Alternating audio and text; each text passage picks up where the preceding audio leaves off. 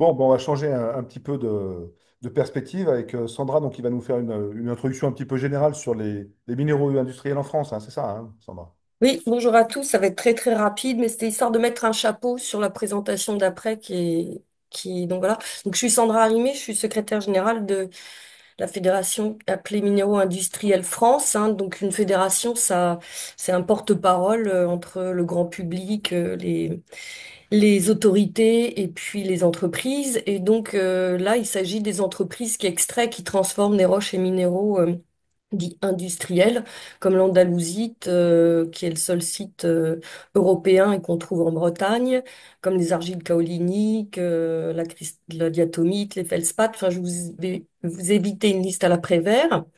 Donc, les minéraux industriels, ils intéressent les filières aval pour leurs caractéristiques physico-chimiques.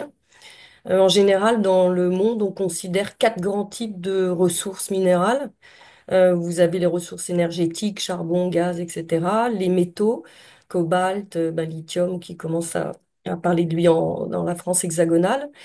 Les matériaux de construction, donc tout ce qui est granulat et pierres naturelles. Et les minéraux industriels. Quelques chiffres. En France,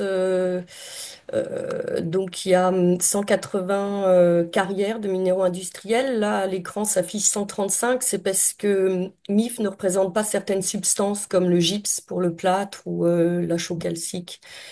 Donc MIF, c'est 135 carrières avec une dizaine de substances, 80 usines.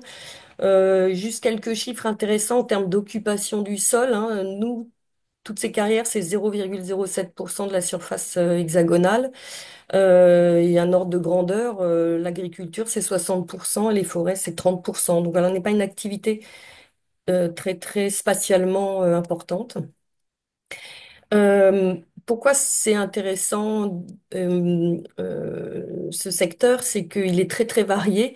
Les minéraux, finalement, vous les retrouvez à 360 degrés, que ce soit dans la potabilisation de l'eau, que ce soit en phytosanitaire bio pour l'agriculture, en amendement minéral basique, dans le traitement des fumées, hein, des usines, dans la défense, dans les gilets pare-balles, etc., dans les médicaments, que ce soit en substances actives, substances excipients, flaconnage pharmaceutique. Voilà. Enfin, l'idée, c'est juste de montrer que c'est un petit secteur, mais qui approvisionne beaucoup de filières et qui, in fine, se retrouve dans votre quotidien. Donc, les marchés finaux, c'est nous tous.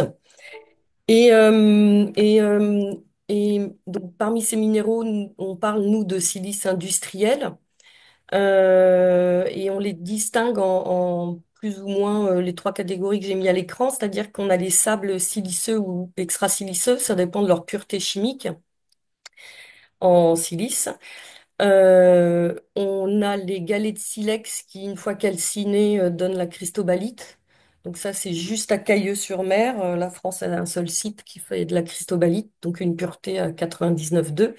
Et enfin, je vais laisser la parole à Vincent Peureux et à Philippe Dagier. Donc, on a de la silice pour silicium et les trois sources de silicium, c'est soit les galets de quartz, soit les grès indurés, soit la quartzite, avec des puretés, ils en parleront beaucoup mieux que moi. Et voilà, merci de m'avoir laissé faire cette introduction et avec plaisir pour présenter d'autres minéraux, Olivier et tous. J'arrête le partage. Oui, à noter, Sandra, merci pour Ouais. la présentation. À noter qu'on aura une séance sur l'Andalousite là, à la rentrée. Hein. Ah Ah, non, ça a non, été validé. c'est en juillet. Ah, très bonne nouvelle. C'est en juillet, je Très crois bien, on a programmé.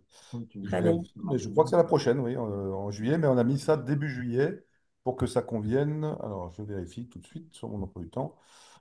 Moi, j'ai validé avec le collègue du côté académie, ça c'est sûr, et on n'a pas encore fixé de date, c'est ça. Mais avec les applications industrielles, tu as validé, Olivier? Ou on en parlera peut-être après. Voilà, mais bon, voilà, Ok, c'est dans les tuyaux. très bien.